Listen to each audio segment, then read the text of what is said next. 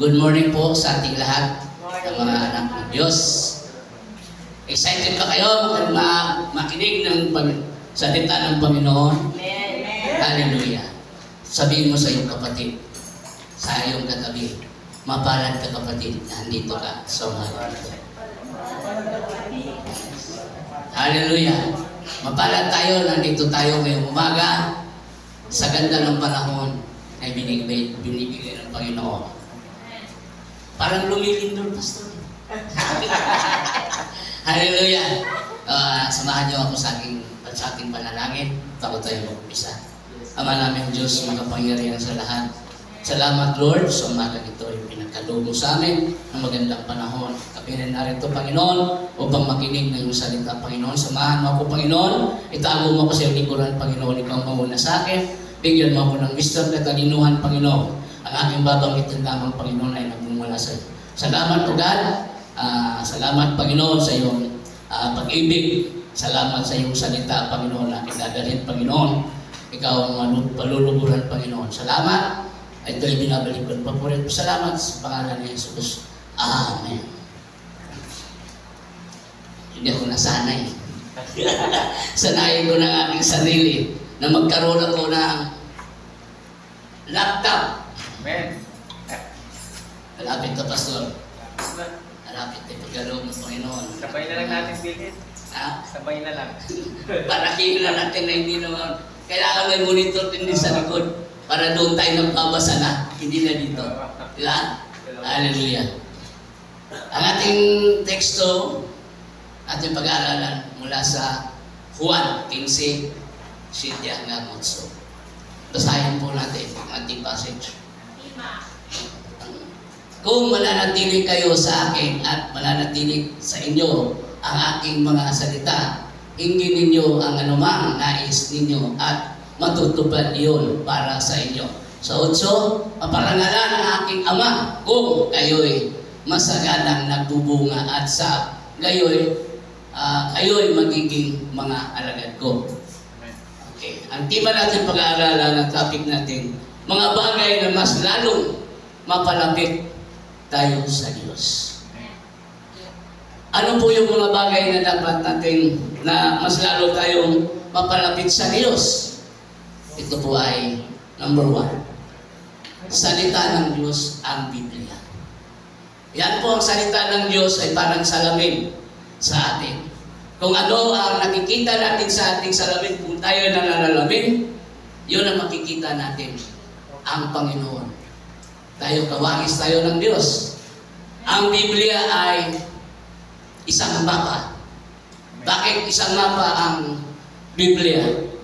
Dahil siya ang salita ng Diyos. Ang salita ng Panginoon ay ang Panginoon, ang Biblia. Ang siya nung tumutukoy, kung wala tayo sa mapa, hindi natin alam kung anong direksyon.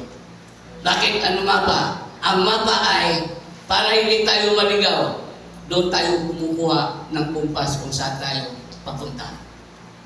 Di ba tayo ay naghahangan na tayo po ay papunta sa langit? Yun ang mapa natin, ang Biblia. Hindi ka makakapunta sa langit kung walang Biblia kasi hindi mo na nakikita at saka hindi mo nababasa kung ano ang ibig sabihin, ang ng Panginoon. Dahil binigyan tayo ng wisdom. Binigyan tayo ng katalinuhan ng bawat isa. Kanya-kanya man tayo ng talino, kanya-kanya man ang binigay ng Panginoon, pero iisa lang yun. Binigyan tayo ng talento. Bakit? Dahil tayo anak ng Diyos. Anak tayo ng Diyos. Kasi sabi dito sa mananatili. Tayo ay mananatili sa Panginoon. Hindi tayo maliligaw. Kahit saan ang direksyon ng buhay. Di ba? Ang pagaganda ng salita ng passage ng Panginoon, kung may condition po yun. Kung nananatili tayo sa Kanya, mananatili rin sa inyo ang aking salita. Di ba? Salita. Ang salita ay ang Panginoon. Ang Panginoon. Hindi ba natin literal nakikita ang Panginoon? Pero nadidiscern natin dahil kasama natin siya.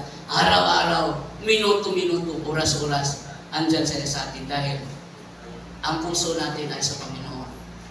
Nung hindi pa tayo nakakilala sa Panginoon, tayo ay nasa makamundong buhay pa. Ano ang direksyon natin? Di ba wala? Wala tayo sa mapa. Kumbaga, wala sa hulog. Ika nga. Ang pangalawa, nababasa natin dito sa pangalawa, connection sa Diyos. Yun ang pinaka-importante, ang connection natin sa Panginoon. Kung tayo ay mananampalataya, ang importante ang connection. Kaya ng pamilya, kung hindi nagkikibuan, walang connection, walang mangyayari, di ba? Walang pakialam. Kasi walang connection. Di ba kahit kayong malayo, yung mag-boyfriend, yan, ano na lang natin. Long distance relationship, ika nga. Tayo po ay long distance relationship sa Panginoon. Pero hindi, dahil ang Diyos dito sa atin, kasama natin kung saan tayo napunta. Hindi katulad ng mga boyfriend, pag hindi na wala nang communication, goodbye Philippines na. Hindi na po, nagbago. Ika nga, nawala na doon sa direksyon. Kasi hindi niya hawak ang mapa eh. Pero kung laging ng Biblia, laging nababasa, hindi man oras-oras ka nagbabasa, pero once na alam mo ang tama at mali, dahil yun ang mapa mo, ang Biblia. Dahil tuwing tayo nagbabasa ng Bible, tayo ang unang-una natatamaan. Dahil ang pagtutuwid ay nasa Biblia. Hindi tayo mapaparoon sa kaharian ng Diyos kung hindi tayo nagbabasa ng Biblia. Kasi hindi natin alam. Wala tayong mapa. Pero kung may mapa ka, kahit saan ka mapunta, hindi ka maliligaw. Kahit ano man ang daranasan mo, problema man hindi. Kung baga ika nga sa kanta, kung sa problema, kasama natin ang Diyos. Kung sa karangyaan, kasama natin ang Diyos. Hindi yan mawawalay sa atin. Pangatlo, 3 points ito eh. Ang pangatlong puntos, church ng ating Panginoong Hesus. Sino sinasabi ng church dito? Hindi. Tayo po yun, manggagawa. Tayo po yung church ng Panginoon. Ito ay simbolan ito na ating pero hindi matatawag na church kung hindi po, kung isang tao lang, 2 tao, hindi magiging church po yun. Ang church po tayo na magkakapatid sa Panginoon. Tayo po yung church dito. Napakaganda ng passage ito kung nananatili kayo sa akin. Mananatili sa inyo ang aking mga salita. Di ba? Napakaganda. Kasi dito, church ng ating Panginoon, nababasa natin, makukuha natin dito mga kapatid. Sa Mateo 28, verse 20. Ito po ang sinasabi. Turuan ninyo silang sumunod sa lahat ng inuutos ko sa inyo. Tandaan ninyo, ako'y laging kasama ninyo hanggang sa katapusan ng panahon o mundo. Sino tinutukoy nito? Turuan ninyo. Ang sinasabi dito, pastors o leaders. Pastor o leaders. Alam niyo kung bakit, mga kapatid? Ang pastor ay tinalaga ng Panginoon. Ang leader ang tinilaga ng pastor. Sino ang nag-uutos? Ang Panginoon. Ang Panginoon. Kasi ang pastor, siya ang tinalaga. Ngayon, ang pastor ang tatalaga. Lahat tayo dito mga kapatid, hindi lang ang pastor, hindi lang ang leaders. Lahat tayo ng mga magkakapatid sa Panginoon. Tayo po ay magtulungan. Unang-una, bakit ko nasabi tayo ay magtulungan? Hindi kaya ng leader, hindi kaya ng pastor, mga kapatid. Kung wala tayo, wala bawat isa na nandito. Di ba? Paano lumago ang gawain ng Panginoon kung ang pastor lang, ang leader lang, kung walang membro? Dapat, kung ano yan, corporate. Ika nga, corporate yun. Hindi kaya ng pastor. Hindi kaya. Dahil tinalaga ang pastor upang mangalaga sa kanyang kawan. Hindi tinalaga ang pastor na lang. Pero may aron pa rin tayo. Kumbaga, may bawat isa sa atin, may kanya-kanyang kumbaga gampanin. Kung nagkamali man si pastor, huwag tayong mag-atubili na sabihin, pastor, medyo nalis tayo kunting ng landas. Ang pagtutuwid, yun ang inano ng Panginoon. Lahat tayo tinutuwid ng Panginoon kasi hindi tayo perfecto sa mundong ito. May pagkakamali, may pagkakamali. Oras-oras, minuto-minuto, nagkakamali tayo. Pero ngunit, tayo ay binigyan ng wisdom ng Panginoon, binigyan tayo ng katalinuhan, binigyan tayo ng pag-care ng Panginoon, tayo po ay magmahalan. Tayo po ay kumbaga, walang kung tayo tinatapik ni Pastor dahil tayo nagkamali, huwag tayong magtampo. Dahil tinutuwid tayo. Katulad na ating mga anak, kung ang anak ay nagkakamali, may karapatan ka ituwid mo ang anak mo. Dahil mahal mo siya, kinikir mo siya, ayaw mo siya mapariwara. Di ba, mga kapatid? Amen o ba? Tayo po ay tinutuwid dahil binigyan ng karapatan ang pastor, ang sino man sa atin, na pwede tayo, para hindi tayo mawala doon sa ating circle. Dahil mahal tayo ng Diyos.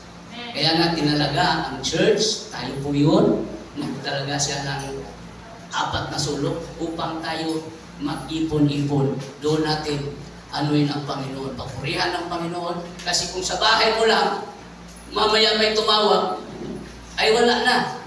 Instead na ikaw ay nagpupuri, may tumawag na, mali-disturb ka. Pero kung dito sa simbahan, kahit may tumawag dyan, di malang. Dahil ikaw po ay nasa church. Kung church natin, tayo po yun.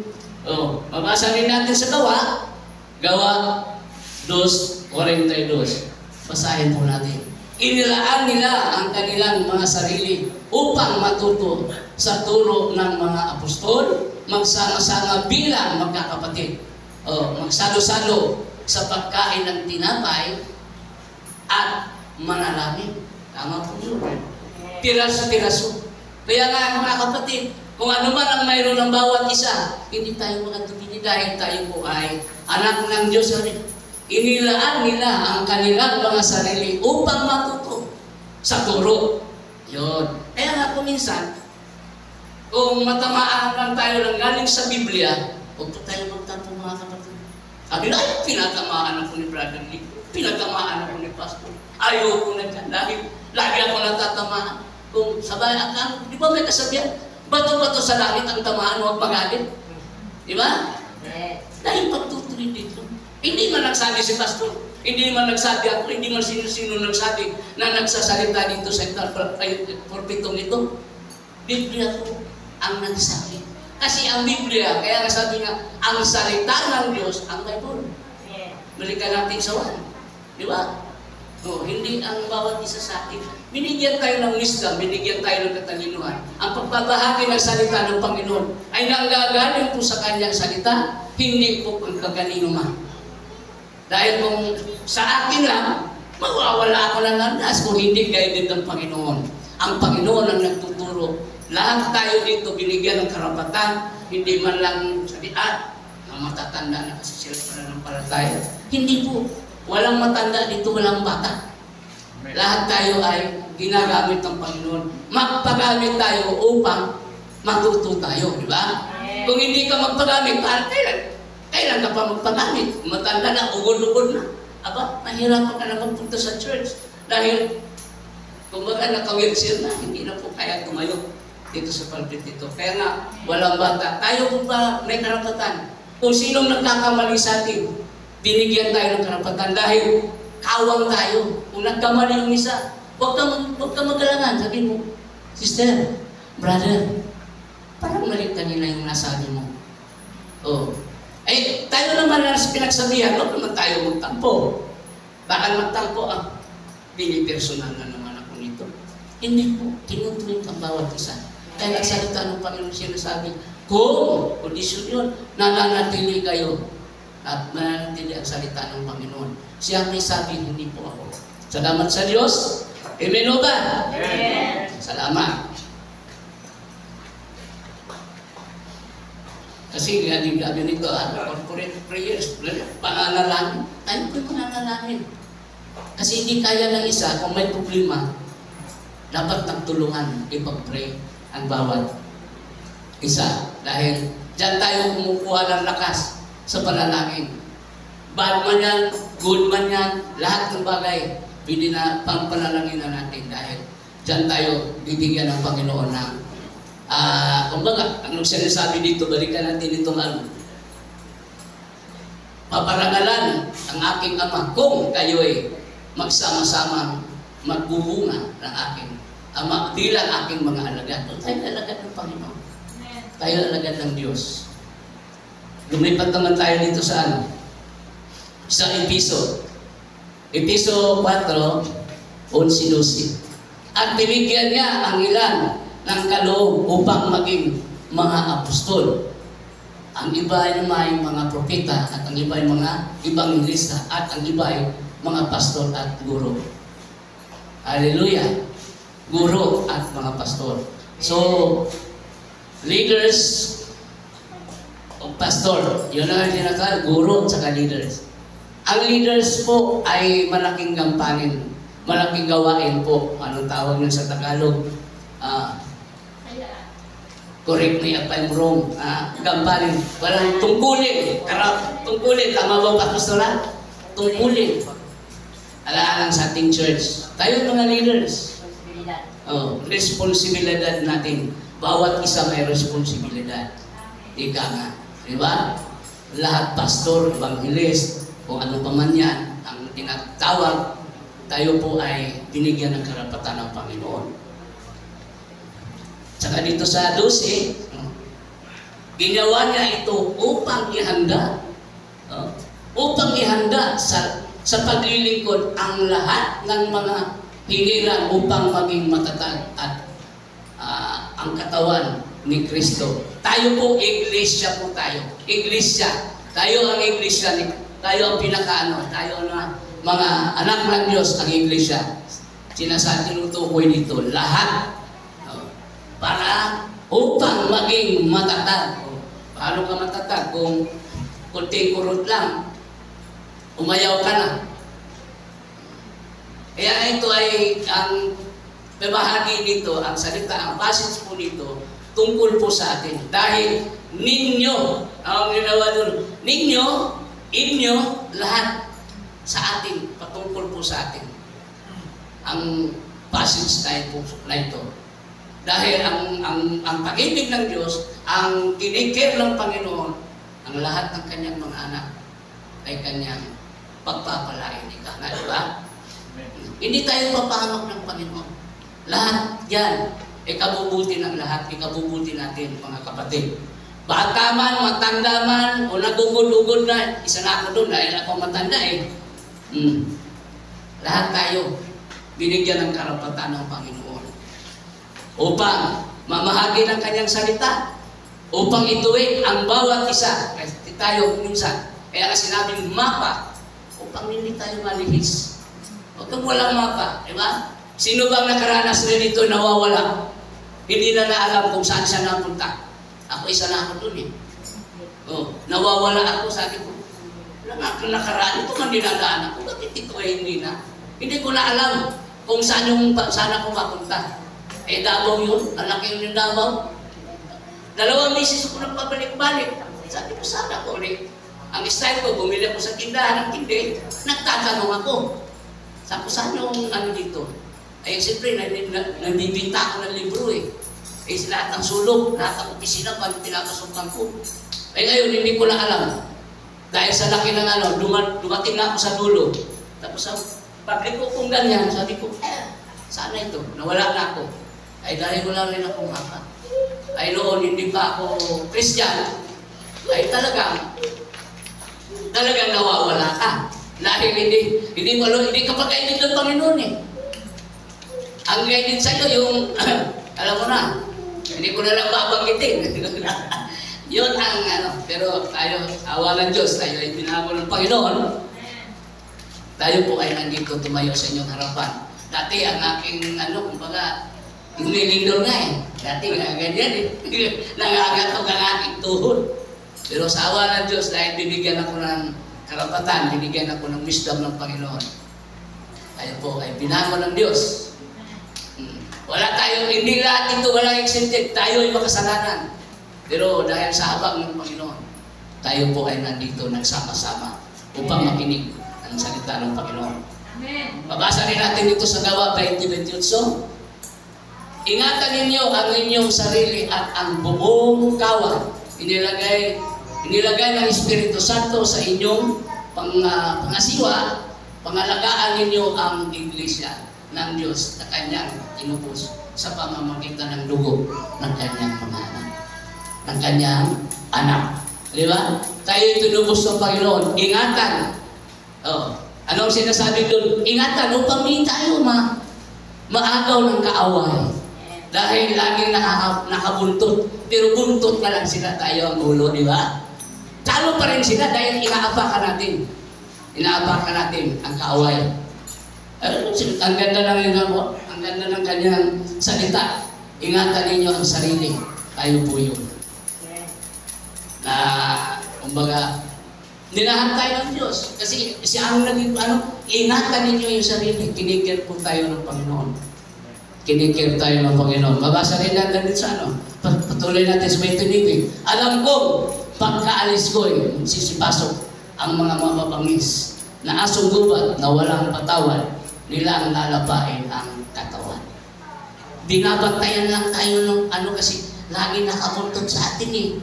Binabantayan lang tayo ng diablo kung tayo ay manghihina, kung tayo po ay mawala sa kanyang mapa, diyan siya papasok. Si tanin yun eh. Lagi huwag dyan, huwag ka dyan. Matuwid dyan, dito tayo. Ganun po yun. Ganun po. Kaya nga, tayo man ay galing po sa kasamaan, sa makamundong bagay, tayo po ngayon ay alam na natin dahil tayo nagbabasa ng Biblia, ano ang tama at mali. So mga kapatid, ito po ang inano ng Panginoon. Ingatan mo. Alam kong pagkaalis niya. Ibig sabihin, pag tayo nalihis, kunting lihis na natin, pasok na tayo ng misyon. Misyon ng diablo sa ating buhay. Tayo, lagi po tayong binabantayan ng diablo dahil tayo anak niya. Kunting pagkakamali, magsasabi na, ay, huwag na dyan. Dito ka na. Mula, basahin natin sa 30. Mula na rin sa inyo, may lilitaw ng mga taong nagsasalita ng kasinungalingan upang maikayat na sumunod sa kanila ang mga alagad. Di ba? Anong sinasabi ko? Dito, marami ngayon ang lilitaw, nagsasalita na sila po ang tama. Lahat ng kulto, lahat ng magasabi talaga na kami ang tama. Di ba narinig natin dito sa social media, di ba? Pag nag-debate, lahat sila tama. Magsabi ng isa, kami ang tama, ikaw ang mali. Ang Biblia, ang salita ng Panginoon, hindi po yun pinag-aawayan, hindi po yun pinagdidibatihan. Amen mo ba? Kasi ang sabi doon sa love, joy, peace, and perseverance. Di ba? Sa joy pa lang, paano ka mag-joy kung yung Biblia pinag-aawayan, hindi po joy, away po. Kasi ang sabi doon, love.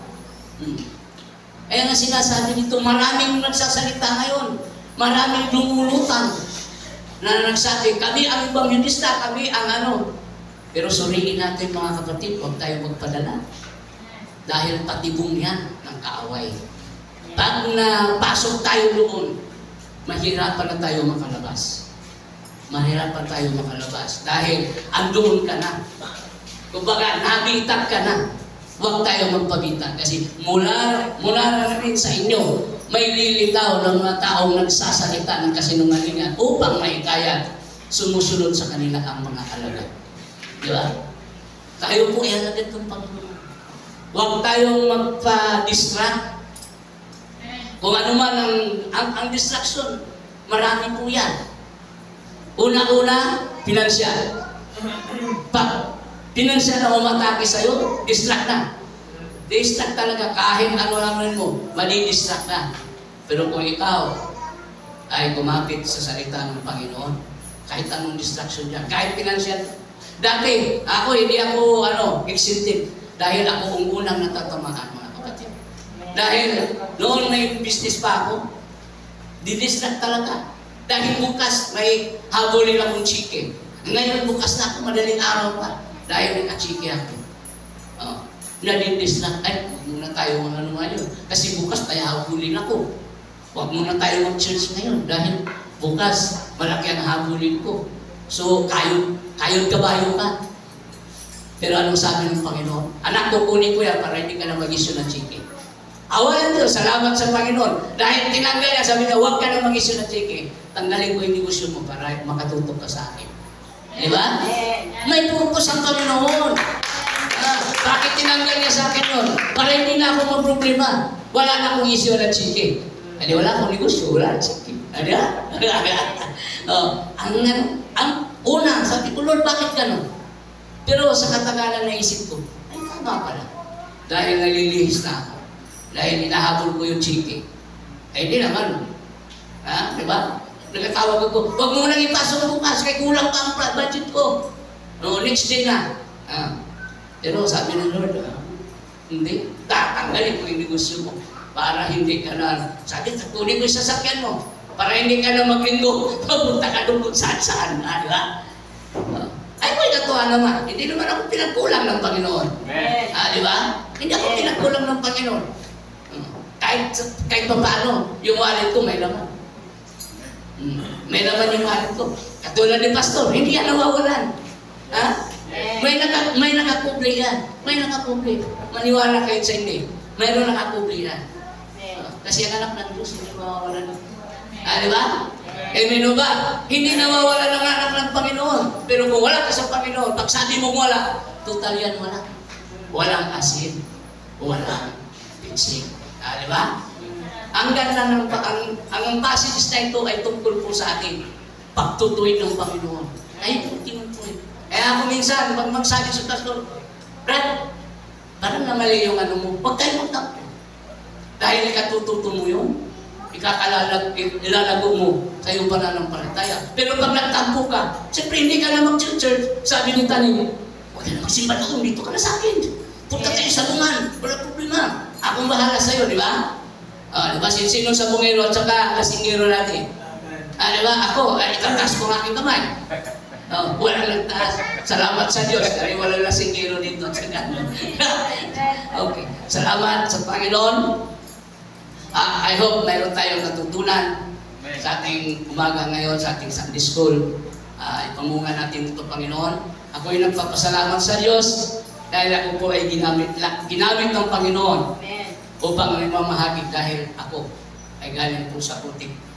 Hinahon lang ako ng Panginoon upang linisin, pinaliguan, kaya na born again Christian tayo.